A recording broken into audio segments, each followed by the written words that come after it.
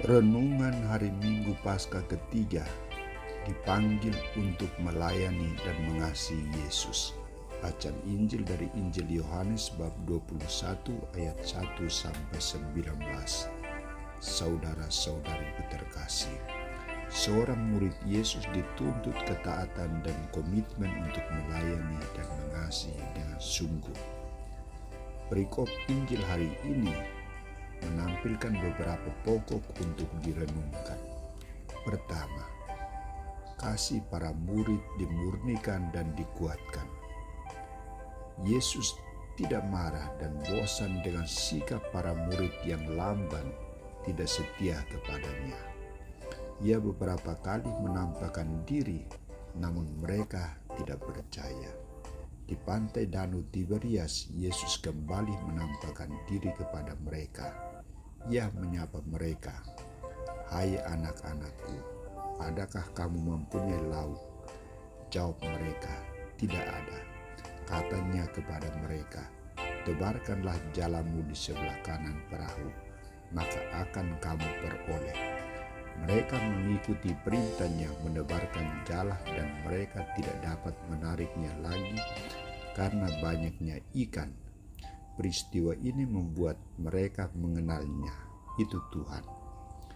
Yesus terus meyakinkan mereka dengan tindakan kasih yang nyata.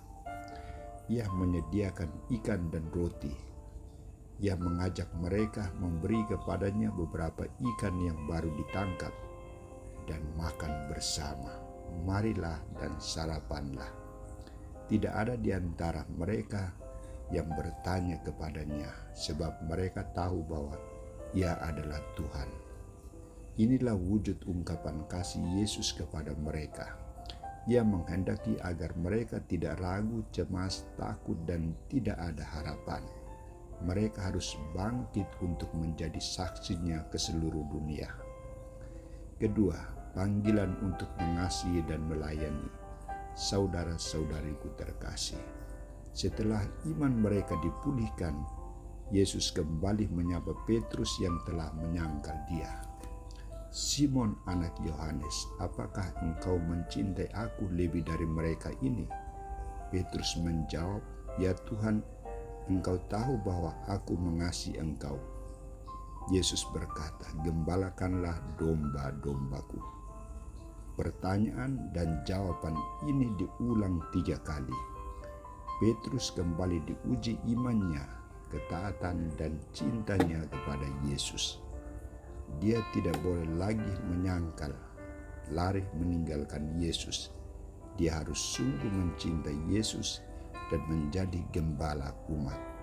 Petrus mendapat tugas baru dari Yesus untuk menjadi gembala dan pemimpin para murid, gembala dan pemimpin gereja. Petrus dituntut untuk mengasihi dan melayani. Ketiga, otoritas dan kekuasaan Yesus. Saudara-saudariku terkasih, perintah Yesus kepada Petrus, "Gembalakanlah domba-dombaku," mengacu pada otoritas dan kekuasaannya sebagai Tuhan dan Gembala Agung yang dapat memanggil dan mengutus para murid untuk melayaninya, melayani gerejanya. Mereka diserahi tugas tanggung jawab baru.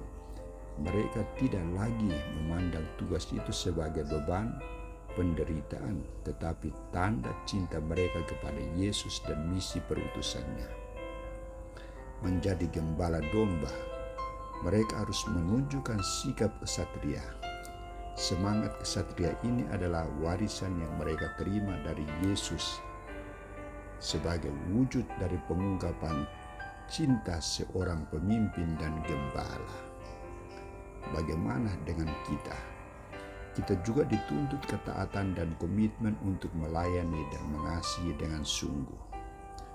Bertanggung jawab atas tugas yang diserahi kepada kita masing-masing.